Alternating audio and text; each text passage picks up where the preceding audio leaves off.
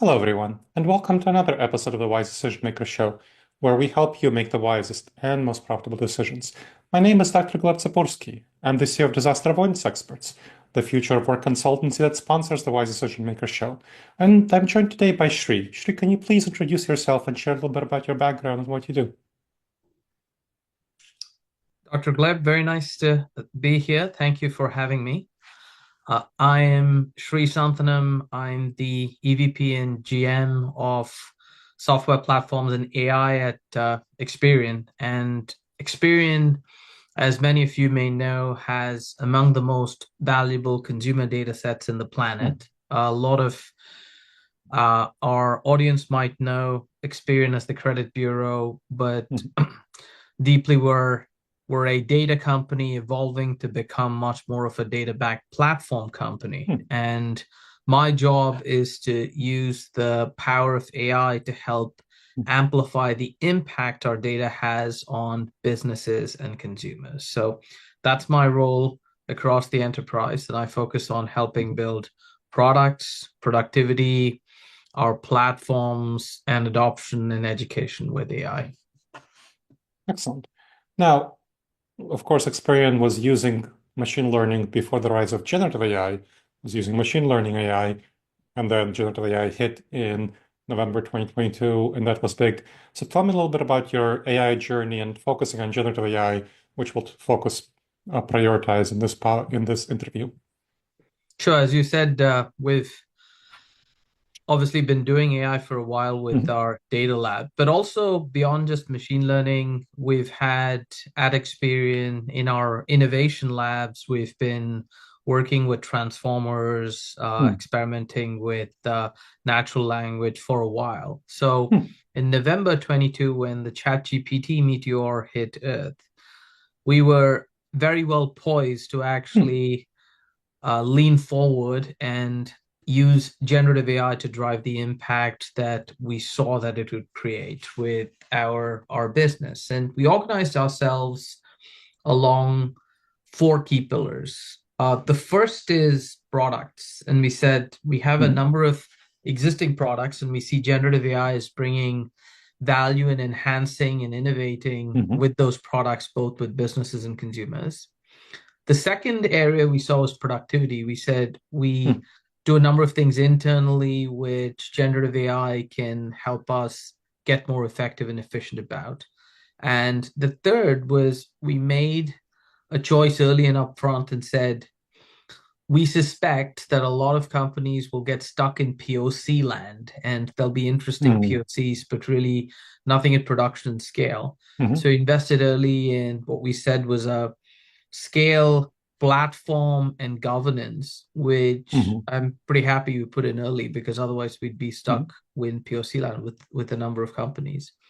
And then our fourth pillar was around education, communication, and adoption. And we thought this was a really important pillar because one of our other principles here was to leverage both the center and the crowd. A strong belief in grassroots innovation. So for us, we believe that with generative AI, we have to innovate more at a fundamental level and have our 20,000 employees using it, and then harness it with things at the center beyond just having a few smart people in a conference room trying to figure it out. So those were the four pillars, and in each of the areas, it's been a couple of years now, and so we've made a very significant amount of progress in those areas. I'm pleased to report. Now, it sounds like you're pretty deliberate in your generative AI strategy. So tell me a little bit more about how your leadership team figured out that that should be the approach. What was the thinking of how to integrate generative AI with your broader strategic planning? Tell me a little bit more about the top-level strategy conversations. Sure. I think it feeds well from the framework I laid out, which is products, productivity, platform, and the education and adoption. So let me tell you what we've done in some of these areas, how it's fit with our strategy. And your question is, how have we been as leaders been intentional about connecting our strategy to doing a set of things. So first on the product side, we have a consumer business as well as a B2B business. Both are very significant. And the question we asked ourselves is strategically, what is the single most impactful thing we can do in each of those businesses with generative AI? On the consumer side, we concluded that we have a relationship with 100 million plus consumers, and they call us for a number of things. They call us to understand how they can better manage their financial lives. Very often you'll get the question on why did my credit score drop, and how do I get access to more credit? And they call into our call centers, they go to our website. We also had some simple decision tree driven chatbots. And our vision in that area was, imagine a future where you have almost this personal agent who has the sophistication of the best financial or the best credit advisor at Experian, and they could help educate you. So we said we want to chart a course to creating that, and we launched an internal first a pilot, but now it's having a conversation with 60 million consumers. We've launched an assistant which we affectionately internally call Eva, the Experian virtual assistant on the consumer side. And Eva knows your some key financial information about you when you sign in, and it can answer questions about how you can get better access to credit, how you know your scores, and it's going very well so far. We're also finding that Eva almost helps us understand and serve consumers better and drives that mission. So that was the big headliner on the consumer side. On the B2B side, the big thing which we saw was the big opportunity, which we saw was with our data. As valuable as it is, we have a need for expertise to actually use that data. So we have experts in the industry, but also a number of experts at Experian who can answer questions about attributes or products or data. And the way they were answering those questions were through emails or through phone or otherwise. And so our vision there was, can we actually create this 24/7 expert, a data advisor, a data tutor, and a code advisor, which can interact with our B2B clients and is available for them 24/7, right? Like, for instance, Shanji, who is our chief data scientist and the head of the Experian Innovation Lab, is very much in demand by our clients because he can answer all sorts of those questions that no one else can. But we said, what if we had Shanji available 24/7 to all of our clients?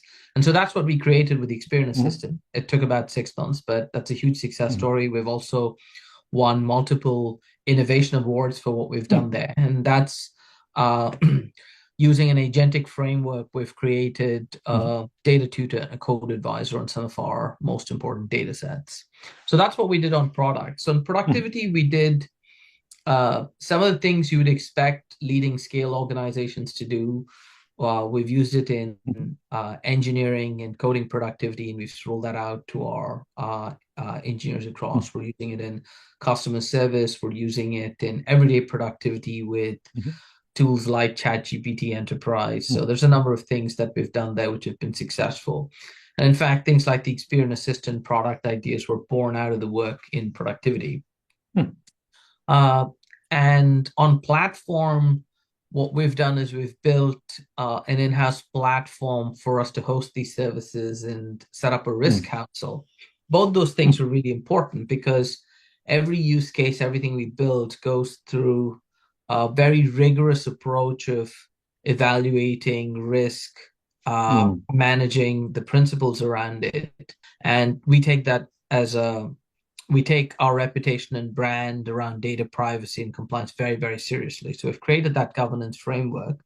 And we also have invested in technology, which helps us provide the right framework around that with the policies and rules, etc., which allow us to go and drive that. So both those things we've put in place, which make a a very big difference in allowing us to move out of POC land to much more of a scale exercise.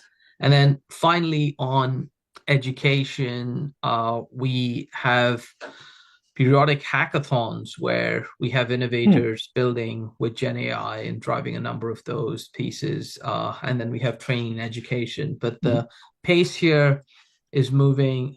Given the pace at which the space is moving, what we've created is a set of forums which create the gravity pull. So we have a weekly seminar, we have hackathons, and we have sharing exercise. In fact, we've built agents to support training, so you can almost have a personal AI agent drive some of your sort of training, which allows you to then create and interact and drive this sort of forward. So that's broadly what we've done and how it ties to our strategy.